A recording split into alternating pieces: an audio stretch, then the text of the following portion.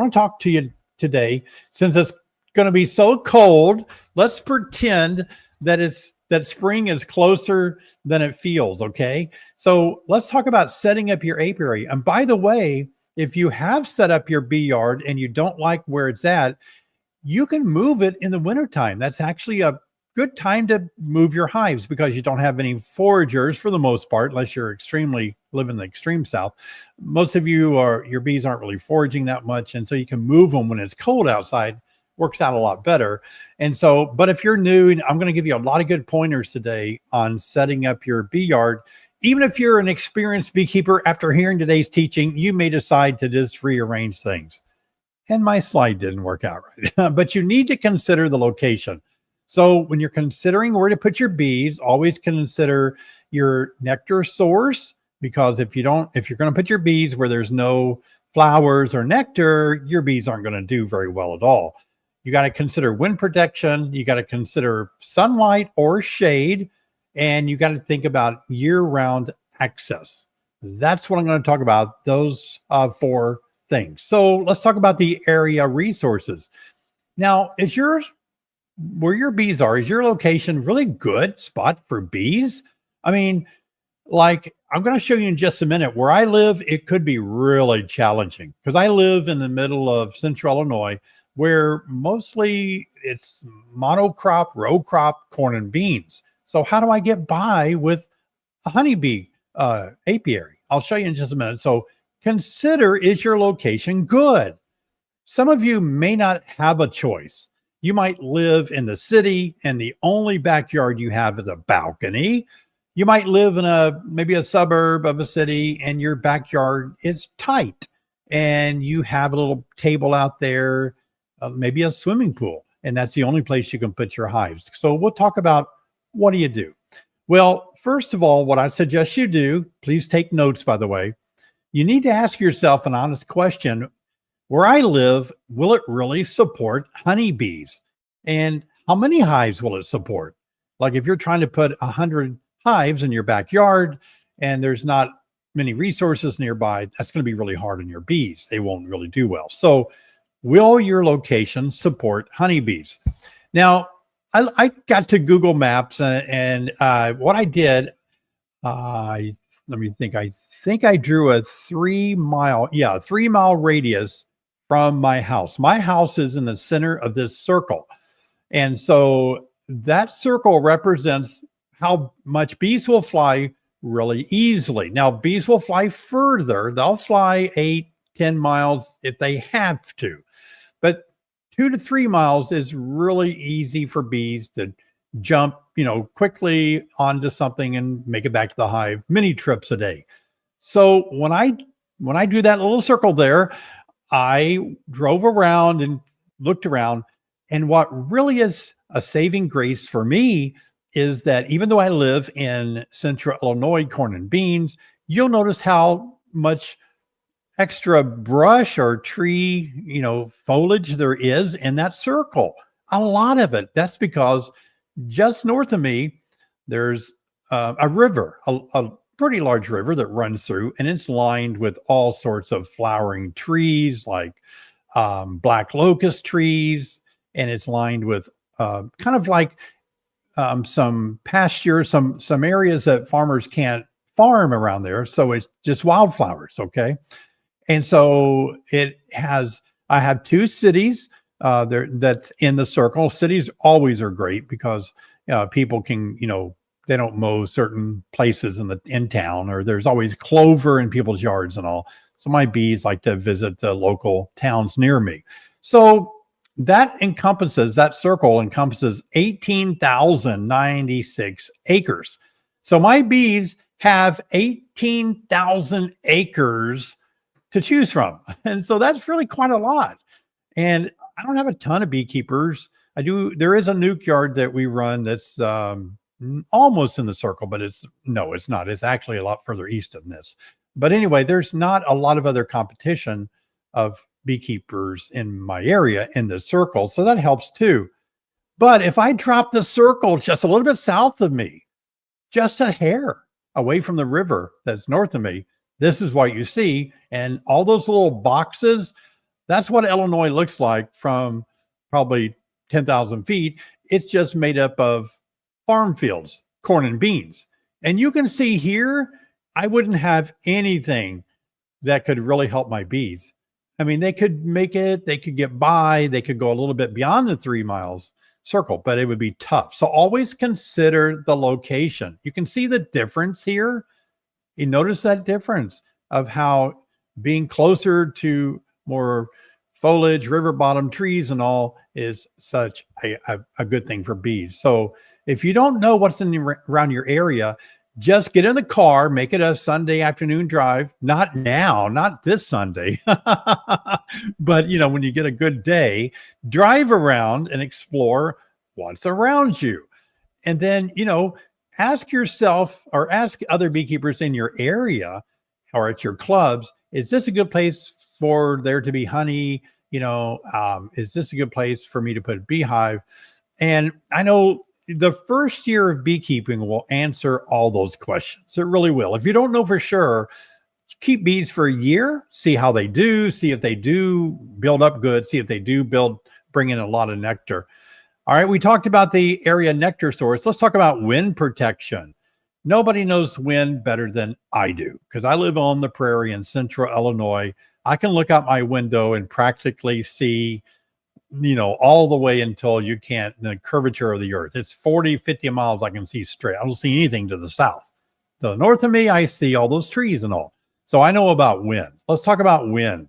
Now, bees can barely be affected by the wind unless it's over 20 miles an hour.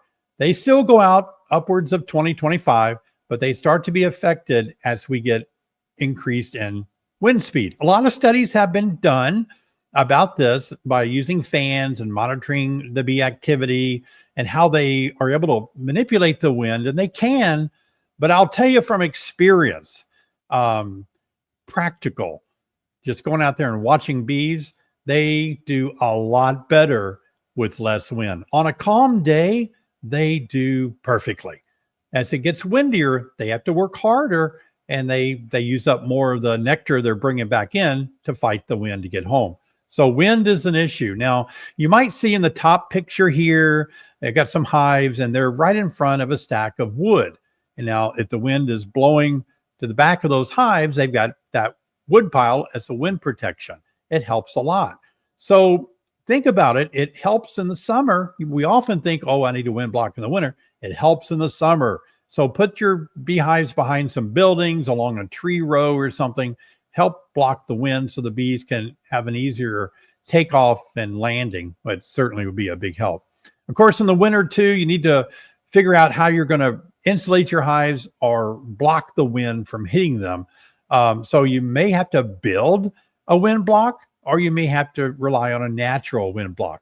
This year, I spent a lot more time putting my bees behind buildings, behind berms, and insulating them and all that. And when I saw what's coming, I thought, boy, I'm glad I did that.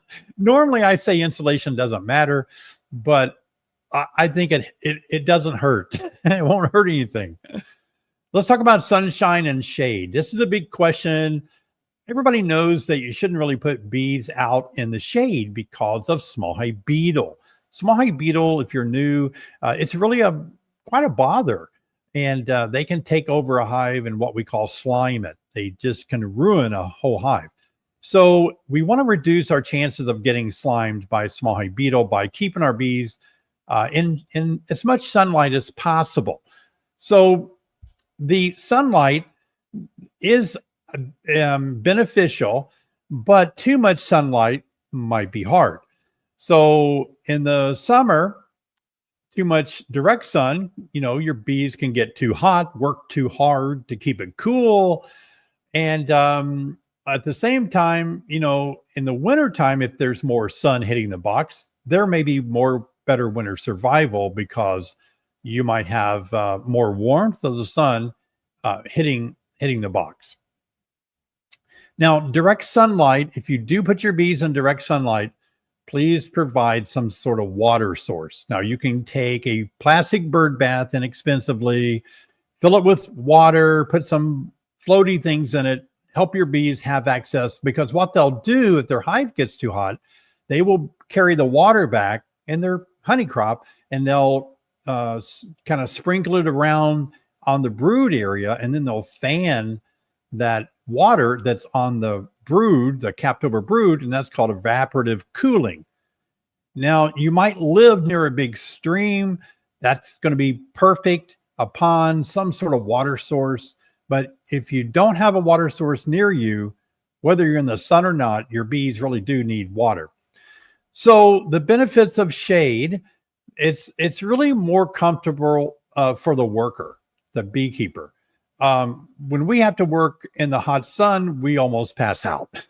I had a friend last summer, and she I think she had to go to the hospital, almost had a heat stroke. I can't remember exactly, but it was really bad. So you got to be careful if you're working in direct sunlight. So it is better if we could have a little shade, but for our bees, too much shade can cause more small hive beetle and other things, right? Other insects. Insects like to hang out in shaded areas. It probably is better for the bees to be in as much sun as possible to fight off those critters, the insects and all. And also the benefits of shade is that it does help cure the honey, because it's not always as hot and runny, and they can kind of cure the honey a little bit better too.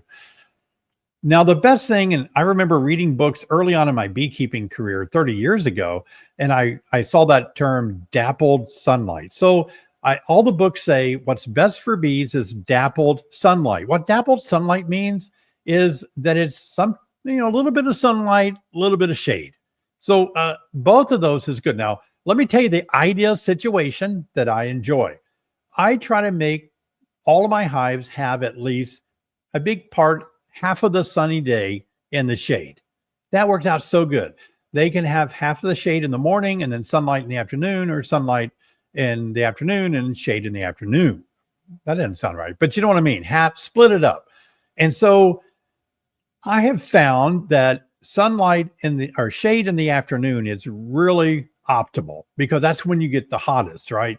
So if you can have sunshine up until about 1 or 2 in the afternoon, and then you can have shade after that, then that's kind of good. So if you can have bees in a opened area where they're not underneath a bunch of trees that are shaded all the time, that's where you pick up more small hive beetle and more ants and spiders and critters. And if they're in a real heavy shaded area with a lot of mulch and leaves and stuff below your hives, that is a small hive beetle playground. So dappled sunlight is what you want to do. Now you can see here, I've messed around with this, and I promote this a lot. You can add your own shade by putting a piece of cardboard at the heat of the day, lay it on top of the hive. So from 10 a.m. to 4, maybe 3 p.m. in the afternoon, your hive is going to be shaded. That's going to reduce the overall temperature hitting your hive enormously. It's incredible. Wow. So it is simple to do. Now, if it rains a lot, your cardboard will kind of wrinkle or curve like that. So you can cut a piece of 4x4 1/2-inch plywood, probably 1/4-inch plywood, but just like 4x4 piece of something to give that hive a little shade if they're in the direct sun. And that really will not attract small hive beetle, because it's just shading them. Now we finally need to consider location. So you're thinking about location. A lot of you ask me, what direction should my bees face? Should they face south, north, east, or west? Well, a lot of the books, the old time books, often would say that the hive should kind of face southeast. That way the entrance is opposite of the north cold winds, and the easterly direction is earlier sunlight, southeast. But on the other hand, when it comes right down to it, it's not going to make that much of a huge difference. I will say, though, that if my bees are facing the east, our sun hits them earlier, they do start flying early. They really do. The ones that are shaded and the sun doesn't hit them a little bit later, especially after a cooler night, it takes them longer to wake up and stretch and have their cereal and get going in the morning. So think about that. Now, year-round access, when you're talking about the location, is really important too, because sometimes you can put hives somewhere in the spring and you think, this is a great place, I love it. and then the fall rains set in, and your hives are in a mud swampy area. So you have to think about where's the highest water level ever been where my bees are now, because it could be that if it rains a lot, your bees are going to be getting wet. Now, if your bees get in a wet spot in the spring, that's really bad. You can easily have your bees come down with European foul brood, which is bad. It's a bacterial brood disease, and it's kind of, you see it more in the spring in wetter climates. So keeping your bees in a dry area is going to be really good. So think about that year-long access. My nuke yard here, I've got some nukes out there, and, putting gravel down if you can, making sure that they're not going to flood. That's going to be important. These two hives here, I moved a lot of hives into a wooded area, and this was several years ago, because I thought they'd have shelter from the winter winds. Well, look what the spring rains did. Actually, all the hives, I don't know how many there were, all of them. This was probably 15, 20 years ago. I shouldn't say all of them. I remember 4 of them coming down with European foul brood. It spread so fast. But I was able to control it by breaking the brood cycle, requeening, and all that. But I did lose a few hives from the European foul brood because of the water. The water actually got up into the bottom board. It went down when of course, for me to take that picture. So be thinking about that, where you're going to put your hives. Year-round access, you've got to be able to get your honey supers off. So you may be a commercial person and you've got big, heavy trucks. Well, they're not going to be able to drive into a muddy place. You're going to get your truck stuck. You may have the access by foot, and that's fine. You can just walk there, but you're going to have to pick up those supers somehow if they're really far away from a road, or where you can get a 4-wheeler in there with a rack or something. So be thinking about that. And of course, always think about snow drifts and snow fences. If you don't live in a snowy area like we do up here, we know all about snow fences. We put snow fences up in the wintertime. So we force a drift to be created on somewhere else other than blocking the road or smashing our hives or something. But snow fences, things like that, are real helpful. Always think about year-long access. And a few more things I want to share is that hive stands. There's a lot of ways to make hive stands. The flow hive, it's $1,200. It says $120, but the O got moved. But I paid $1,200 for my flow hive, and it comes with a hive stand built into it. It's kind of nice. Other people, you can see pictures here. You can see a couple of mine on the bottom. You can see where I have a $90 black plastic stand. I really like these. These are my favorite if your budget allows it. If your budget is tight, and I know these are hard times, I used to put hives on pallets. Those are free. You can get those everywhere. And I still run that hive right there on a pallet. It's there. You've probably seen it in videos. The rest of my hives are on the black hive stands. But you may notice the concrete cinder blocks up above there in that picture. But consider the cost. Is it going to be easy to change it out if something goes wrong? And are they going to last year round? Are they going to sink into the ground? Do they look nice? And are they the proper height distance? A lot of people get this wrong when they first start off. They make that first box height perfect, and then they add a second box and 3 supers, and they have to use a step ladder to get that next box off. So hive stands, you can see here, you can use the cinder blocks, and then you run these posts through the cinder blocks. A lot of beekeepers do this and have good success. Put some gravel down underneath there. Cinder blocks, man, I've bought so many cinder blocks for beekeeping. Now let's talk about workflow. Probably need a staging area. That's why I brought all my hives back to the back of this building. There's a door right there, and all my supplies are right over here. That my hives are no longer out there down my lane or anything. They're all behind my buildings back here. And my building here, just 6 feet from where I'm sitting, is my staging area inside. I've got shelves with all my equipment on it, hooks, hangers for all my suits and everything.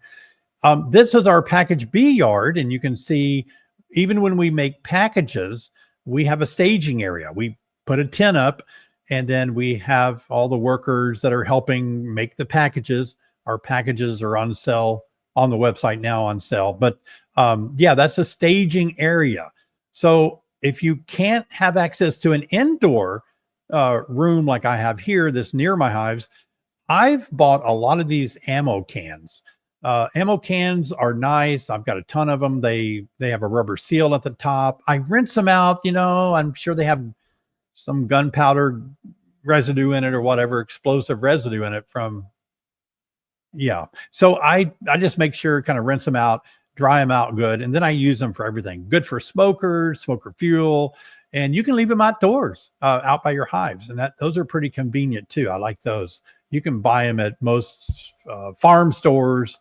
Look online, you can buy them there as well.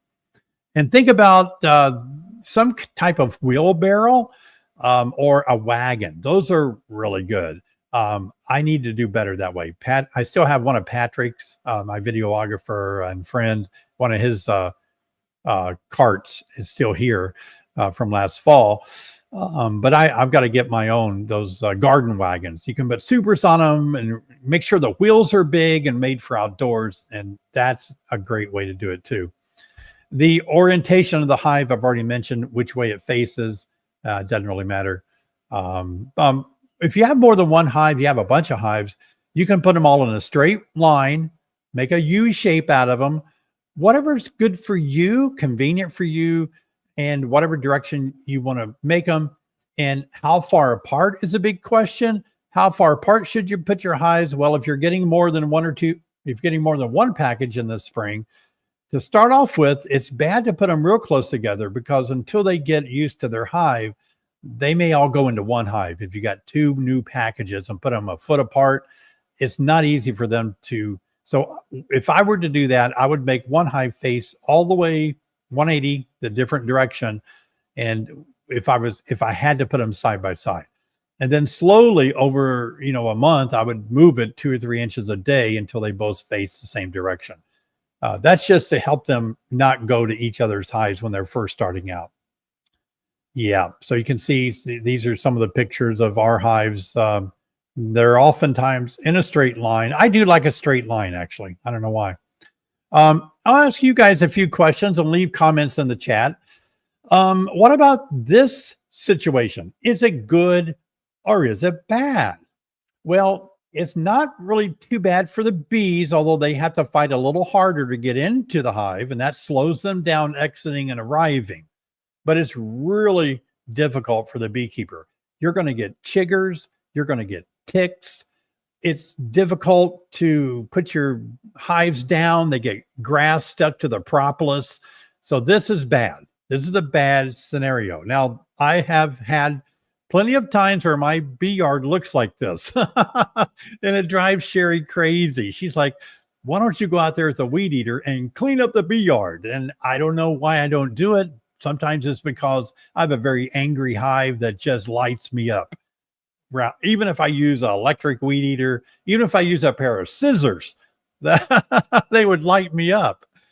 All right, how about this? Good or bad? Well, it looks pretty good to me. The only bad thing about this, some studies show that if bees are really close to each other, you do have an increased chance of mites spreading by drifting drones or drifting bees from hive to hive. But this is really convenient for the beekeeper, really is. How about this one? Good or bad? This one is bad because if you're 6'2" like I am, and you've got 3 inches of shoes on, big heels or something, and then look how far you have to bend over. And that's not good on your back, especially if you got to pick something up in that position. So this hive could be a little bit higher up, remembering that you're going to be adding more boxes to it. Now, what about this one? Is this one good or bad? Well, I don't think it's good. Let me tell you why. I don't like for my beehives ever to be too accessible to the general public. This is a highway, and there's only probably, 10 feet away from somebody stopping and walking over there, even stealing them if they're that in the open like that. So I don't like that. I would chalk that one up as bad. All right, how about this one? Good or bad? It's bad. And it's got the afternoon shade maybe, but why is it bad? There's branches hanging over the hives. So it's going to be really hard on the beekeeper to get in there and take boxes off and move things around. I'm showing you all these so you can kind of get an idea of what works and what's going to be challenging. And what about this one? Good or bad? Well, this is pretty common. This is a set of beehives in almonds. So those are almond trees, and that's just how you do it there. You know, that's just the way it's done. Just pile them in there. Sometimes it's real muddy. You just set them down wherever you can, but that's good for commercial beekeeper. So yeah, like I said, you have to think about pest and weed management because they're under the sun like that. Now, Curry and my middle son, Seth, when they were younger, we're trying to put packages together, and this was the only place we had to do it. And so we're out in the middle of weeds, and this was not convenient, but it's the only thing we had. So sometimes plan for growth. If your business grows, your operation grows, and you need more acreage to do processes, always be thinking about, I need to plan for growth. All right, that's the teaching for tonight. I have a new word for you, probably not too new to some of you. It's a word that's used a lot about honeybees. And I want to make sure everybody on my live stream is well versed in science. So every live stream, I give a new word. And if you want to see what the past words were, just go to honeybeesonline.com and you can click on live on our website, and you will see that it shows a list of words on that page of past words. So you can really get your scientific mind good workout. This is eusocial. Now, eusocial is what honeybees are. Honeybees live in cooperative groups. With shared brood care, they divide, the labor division, divided roles, and they are a single organism. So they're called eusocial. If you're unfamiliar with that word, I think it's Greek for truly. So this means just truly social. They hang out in big groups. They're really social. They help out with everything. An example of a social insect would be a fly. Yeah, a fly is a social. No, I'm sorry. Yeah, I'm saying the wrong word. Solitary. I'll get it right here in a minute. A fly is a solitary. They don't live in a social environment. They live on their own. They go after your food one-on-one. They do everything by themselves. So a lot of insects are solitary insects, not eusocial. But bees work in groups. That is the word for the day, eusocial. You can say honeybees are eusocial. Now you know what that means. All right. Wow, we got through a lot of teaching. Thank you guys for being here. By the way, welcome to the live stream. I'm David Burns. If you're just dropping in, be sure and give us a thumbs up for the live stream right now. Take a moment, give us a thumbs up. If everybody did it, we'd have 600 or 700 thumbs up all at once. So subscribe too. Appreciate it if you would take a moment to subscribe to the channel. Thank you, Larry, for your super sticker. A lot of you were making donations I saw when I was teaching. Thank you all for your kindness. And really appreciate that a whole bunch. Now, I want to go ahead and have a giveaway right now. And I'm going to have 2 giveaways tonight, so don't go far. The first giveaway I want to give away is going to be, you're going to like this one, I think. This is, let me get it all set up here. I don't want to spill it. A little bit hard to handle it like this. We're giving away a 3D printed little beehive, 3D printed hive. Isn't that great? I love these because, top cover, they come apart, top cover, inner cover, queen excluder. So why these are good is that you can use them when you're teaching or sharing, with people about beehives. This one comes with frames. Look at that. This got a medium and a deep. They come with frames. And so we're giving this 3D printed model. And all you want to do is leave a hashtag in the comments. Hashtag 3D. Okay, see it there? So in the comments, in order to be someone who might win in just a second here, hashtag 3D, and only enter in your name one time, please. It doesn't help you at all to enter it more than once. The computer system just throws that out, and we don't want it to throw all your names out if you put more than once. So only one time on the names. 3D printer comes with a Hive stand too. Look at that. Cool little Hive stand. Yeah. So these are really cool. I've got several 3D printers, 3D printed things that I really like a lot.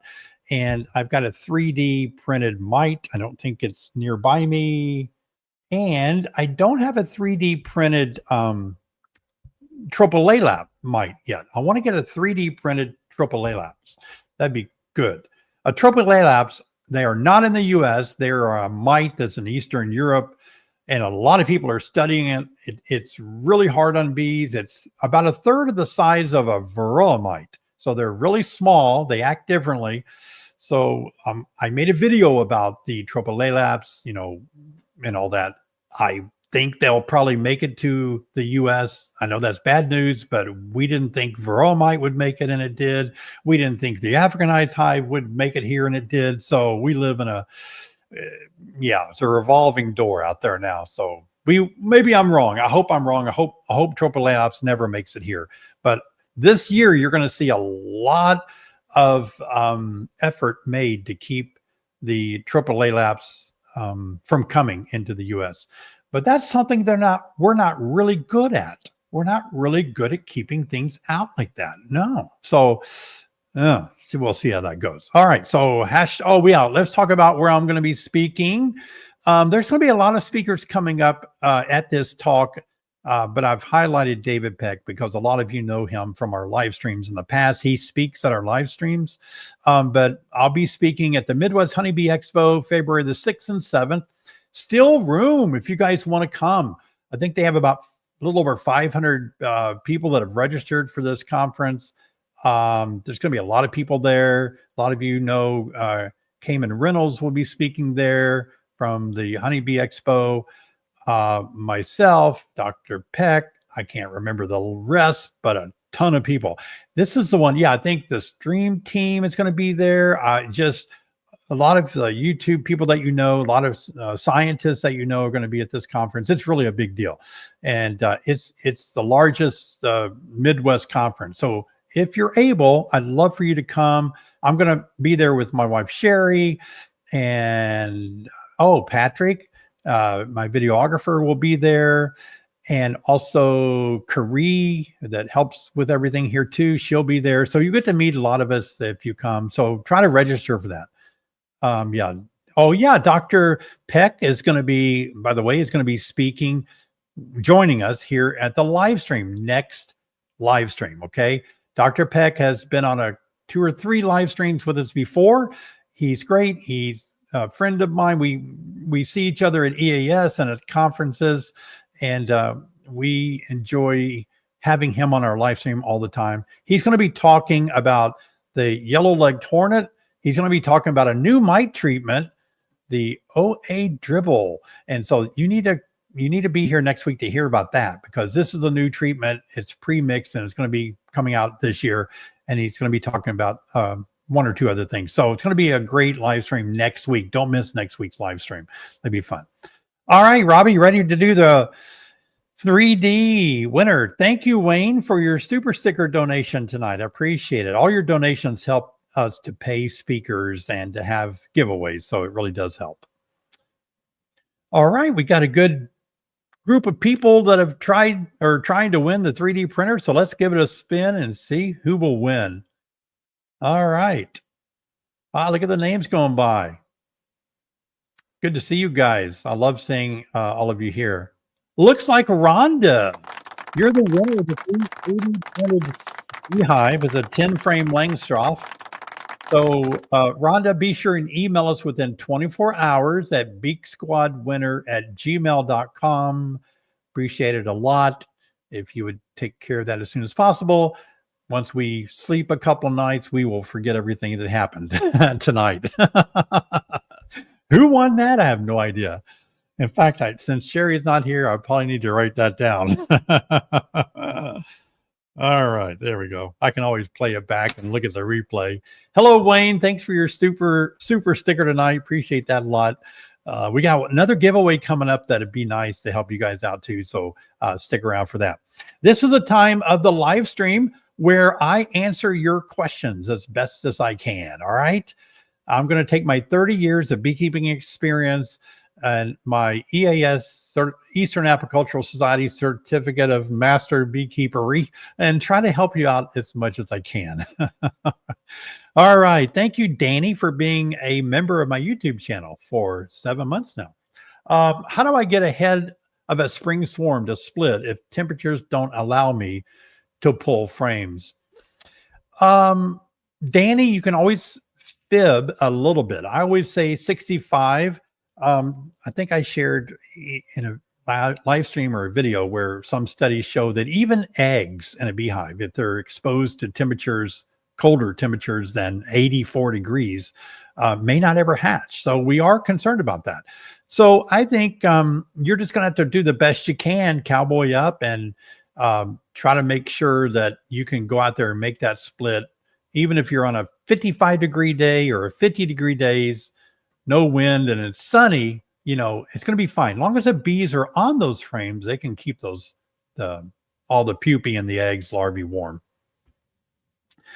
Oh no, I'm losing a hive. It looks like I'm losing a hive to nosema. Is there anything I can do now to help them? Yeah, you need, Fumagillin B is an antibiotic that is used for nosema, but a lot of times what we try to do is get out of spring, get out of the moisture. Once bees can take flights and get going a lot more cleansing flights. Now, did you have your bees tested for nosema? Nosema is a microsporidian. Did you have them tested at a bee lab? Because if you're just seeing bee poop on your hive, that's probably not nosema. That's just dysentery. The two are, dysentery is a result of nosema sometimes, but not all the time. You will always see bees taking cleansing flight in the late winter and all, and they'll just poop all over your hive. Sometimes it's been ridiculous, my hives. And so, but after it goes away. So you might want to really evaluate that, have that tested to be sure. I hate when a top rail pulls out of the frame when I try to pry one out of the box. I use glue and a single nail with mixed results. How do you fasten frames together? Oh, I wish a frame was handy. I love showing you guys how to build frames. It's way over there. I wish there were people here that could run and get that, but they're not here.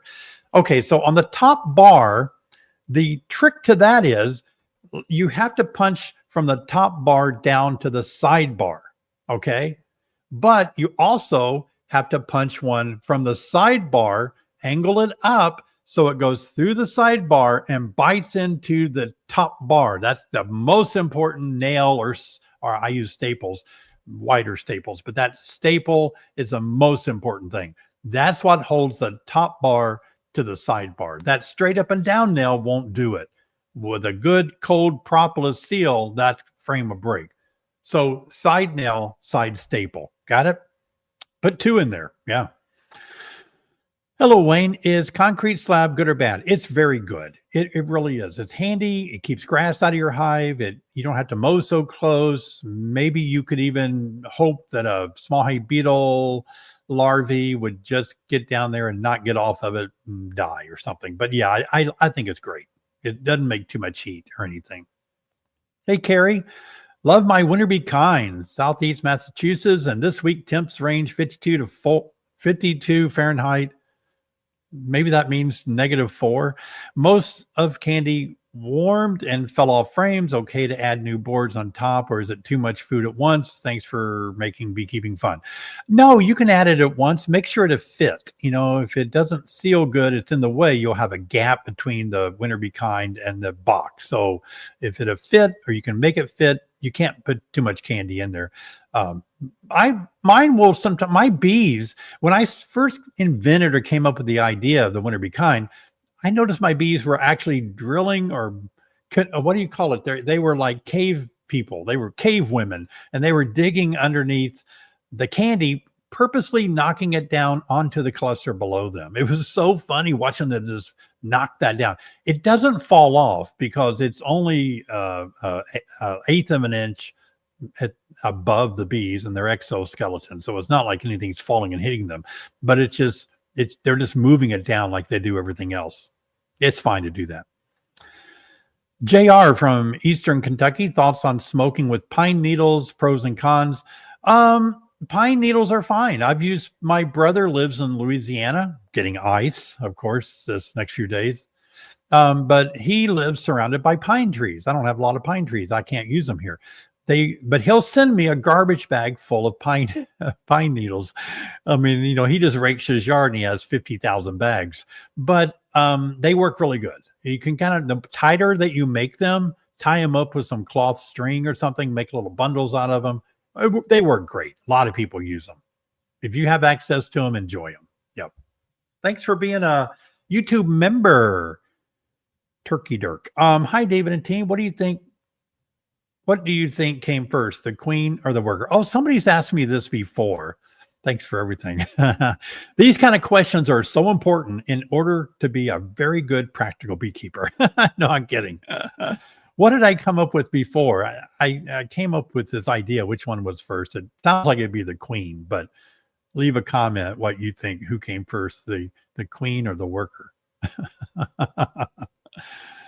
If I have top entrances in all my hives, do I need to also clean the snow off the landing boards? I would recommend it. Yeah, here's why. Because it gives access to your bees to draw out their dead sisters, okay? And on a warm day when they want to clean up a little bit, it just keeps so much detritus. That's a live stream word. It keeps all that detritus from developing on the bottom board. And there's a lot of pathogens down amongst dying bees. And the more we keep that clean, the better it is. In their natural habitat of tree, the dying detritus bees and all are way far below, and the hollow part, maybe 5-6 feet below the nest area. So it's good to get that, let them clean it out. So yeah, keep that kind of cleaned up a little bit. That's a good question though. A few more questions. We're going to have another giveaway coming up, so hang on with us here. Hey, David from Wisconsin. Should I cut a piece of foam board to put on top of the winter bee kind and under the top cover for more insulation with cold temps? Thanks. That's a good question. You're probably asking that because you see me do it in my videos. I don't think it's really necessary because the candy plus the insulation plus the top cover provides a lot of insulation. But I just do it because I think it might work a little bit better. I don't know. I don't think it does, but it makes me feel better knowing that's up there. So if you have the time to do it, why not? Thank you, Jeremiah, for your donation tonight. Good to see you here tonight too. All right. David, I'm excited to try queen grafting this spring. Well, I'm excited for you. Your teaching video is excellent. Thank you very much. If I only plan 6 grafts at a time, should I still use a starter and finishing hive? No, I would only use a starter hive and let that also serve as your finishing hive. Yeah, you would have plenty of bees in there to finish it. By the way, I'm going to be speaking in Lawrence, Kansas in June, and Dr. David Peck and I, again, will be out there. What is it? It's about an hour west of Independence, Missouri, out there. And I think there's one day where Dr. Peck and I are giving a whole day outdoor lectures and outdoor teaching people how to raise queens. So a lot of you want me to do queen rearing classes here again like I used to. But if you want to come and let me teach you how to raise queens, and Dr. Peck, he's brilliant, sign up, look for that. I'll be posting information. But that meeting, it's probably a state meeting, I'm sure it is, but that meeting will have a lot of opportunities for you to come and learn from us in the field on how to raise queens. That's in June. I've heard and seen some cases of isolation and starvation lately with extreme temps where bees starve close to food. How do you proactively address this? Thanks for the great feeding content. Yeah, that was my problem. 15 years ago, my bees would die right next to a frame of honey because they're clustered to survive cold. That's why I came up with the idea I got to get candy on top of them. No matter where the cluster goes, there's going to be candy access to them. And like I said, they can actually pick it off and drop it down to their sisters below them and let them eat it. So that's my solution to it. Yeah. Feed your bees in the wintertime. Feed, feed, feed. Oh my gosh, it's so important. Yep. All right, let's go ahead and have another giveaway. Now we're going to be giving away a Winter Be Kind. So a lot of you have enjoyed the Winter Be Kinds. Here's a picture of a Winter Be Kind. And the Winter Be Kind is something that I created. It's got the insulation built into it. It's got the candy with all the additives that we put into it. It really doesn't have, I wouldn't call it heavy or a lot of ventilation. It's just a hole up there that the bees, if you watch my video today, you can see the bees looking out there and watching the weather, like looking out of a window or something. But yeah, the Winter Be Kind. We'll give a Winter Be Kind away for someone with candy in it. You got to live in the 48 states so we can ship it to you. But we would love for you to have another one, or if you haven't tried one yet, please try to win one. I think you'll really be happy with them. You can watch my videos for the last 15 years and watch how amazing my hives are doing once I started feeding them Winter Be Kinds in the wintertime. So what's our word? Okay. Hashtag WBK for your chance to win a Winter Be Kind. All right. Awesome. It's got insulation built into it, and it's got the candy, and it does have that little hole that I love to see up there, because I notice bees will take cleansing flights way before they'll go down and walk over their dead sisters to get outside on the bottom board. So that keeps the gut cleaner, reduces the chance of nosema, Danny. So I like to keep the bees' guts clean. The longer they hold it, the harder it is for them to kind of like keep the membrane intact that surrounds the waste in the gut. So we do want them to be able to take cleansing flights. By the way, my friend, Dr. John Zavishlak, we emailed last week about the cold weather, and he actually told me that once it gets cold, I think it's today or tomorrow, it's going to get cold. He lives north of Little Rock in Fayetteville, Arkansas. And so he said he will not get above freezing until next Tuesday, and that's really tough for if you live in the South where it's a lot warmer all the time. You're going to go, 4, 5, 6 days below freezing for a high temperature. Oh my gosh. Well, for me, I mean, I'm used to that, right?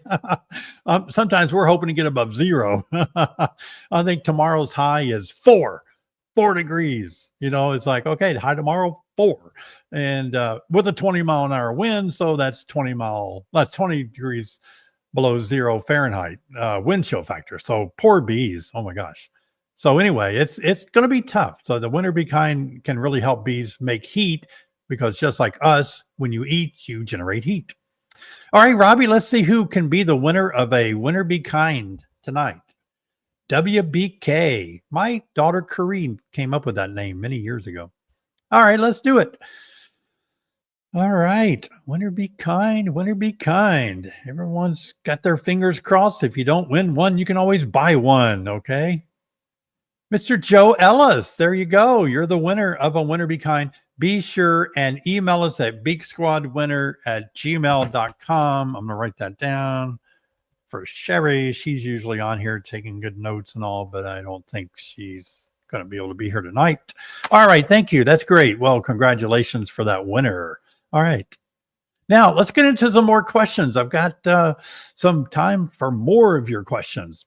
I don't like using mite treatment when it's honey season, and I treat my bees after I harvest the honey, but I think I'm kind of late and I lost the hive because of that. How can I come up with a better plan for next summer? Well, can you use some of the IPM, integrated pest management approaches that I've recommended for years that don't involve treatment? Can you try that? You could use a push-in queen cage or an isolation frame to isolate the queen for a week, a month, like July, August, September, or even during your honey flow or something where you're trying to reduce the mites. Try to isolate the queen to break the queen's brood cycle. The mites reproduce in the capped cells of developing bees. So if you can reduce the brood after they get real populated, you can reduce mites. You can try green drone comb. That doesn't involve chemicals. You can use screen bottom board. Hopefully some mites will fall off. You could use powdered sugar dusting. There's a lot of methods you could use that you could try. I have two 1-inch thick foam insulations on top of a hive, 45 degrees today. So I check stores and a lot of moisture between the two insulation boards. Think I should remove one. I'm not really HVAC guy. I'm not heating and cooling expert at all. But if the moisture is developing there, that's strange for me. But if it's dripping away or not dripping into the bees, I might just leave it there. I mean, it's collecting the moisture outside of the hive. I'm afraid if you take it off, it might develop underneath the other foam and get closer to the bees. I don't know. But I might be tempted to leave it on there if it's not dripping or getting into the hive. I have a dead hive. Oh, Janet, I'm sorry. Should I pull all the bees out of the comb or wait for the bees to do it when I get my spring bees? Janet, the customary way to do it is to gently tap the frame so that most of the bees will fall off, discard them. You can take a bee brush and brush out or brush off as many bees as you can. Some, if they starved out, have their heads buried in the cells, and you're not going to be able to. It'd take you forever to pull every one of them out. Let the bees clean the rest up. Well, I'm sorry to hear that. Glad you're thinking ahead, though, and going to cowboy up and jumping right back into it in the spring. That's good. Good for you. Hey, Zachary, are there any good alternatives to a smoker for bees to not have to deal with fire, just out of curiosity? Yeah, there's a lot of the vapor smokers now that are on the market. A lot of people enjoy them. They don't use any fire smoke. They use kind of like a chemical or a liquid smoker that they use. I've tested a few, and I think they didn't perform exactly the way I wanted them to. They're not bad. I'm not criticizing them, but I just sometimes I'm in a firefight with bees, and the fire smoker worked better for me than the vapor smoker when it was really aggressive situation. David, can the Demarest method be done with undrawn foundation or just empty comb? Thanks so much. No, you can use, by the way, the Demarest method was a method of swarm control that was created by Mr. Demarest in Kentucky back in the late 1800s. And he came up with a great way. It is good to have drawn comb in certain parts, but undrawn comb, you can make that work too. It just takes a little bit longer. If I don't want to continue expanding my apiary, how do I deal with splits? I prefer to not let them swarm either. Use the Demarest method. I made a video on the Demarest method.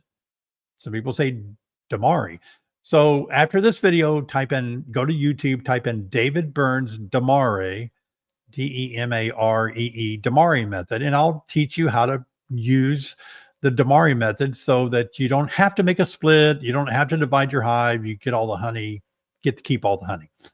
It works pretty good if you know how to manipulate all those frames. It's fun. When would a new beginning pick up their new beekeeper pick up their bees in the spring? We only have one pickup day. I forget what it is now, but it's the end of April. And that's the only day that we are able to put bees in packages, shake bees in packages, and have them available. They don't live long in packages, so you can't really store them. You have to be at the mercy of the bees and the people that prepare them. So it's all about when you can pick up your bees, okay? We do sell nukes, and that's a little more negotiable on the time, because when our nukes are ready, we can hold them in a nuke box for a little bit. But packages have to be dealt with pretty quick. Getting ready to prepare swarm traps here. I have 5-frame nukes.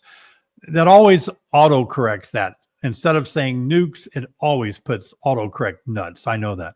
For some, and 5-gallon buckets too. Thoughts?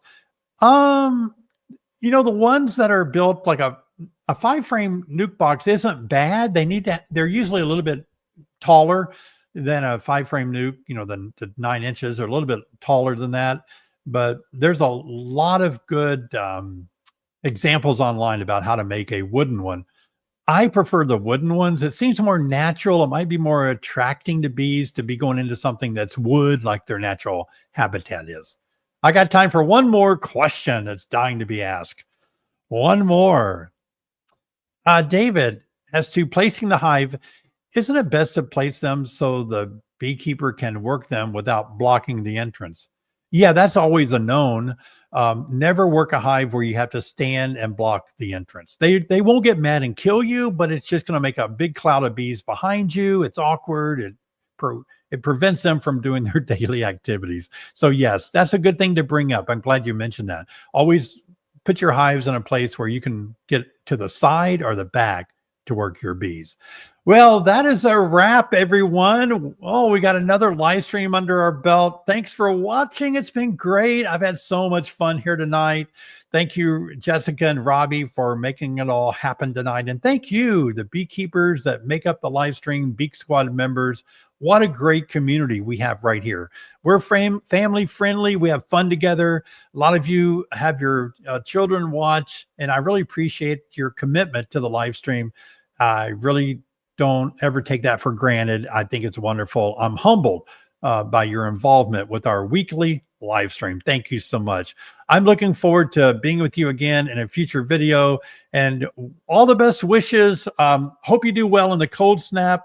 Oh my goodness, fingers crossed. Best wishes for our bees to make it through this cold snap. And I'm going to see you guys in the next video. Good night.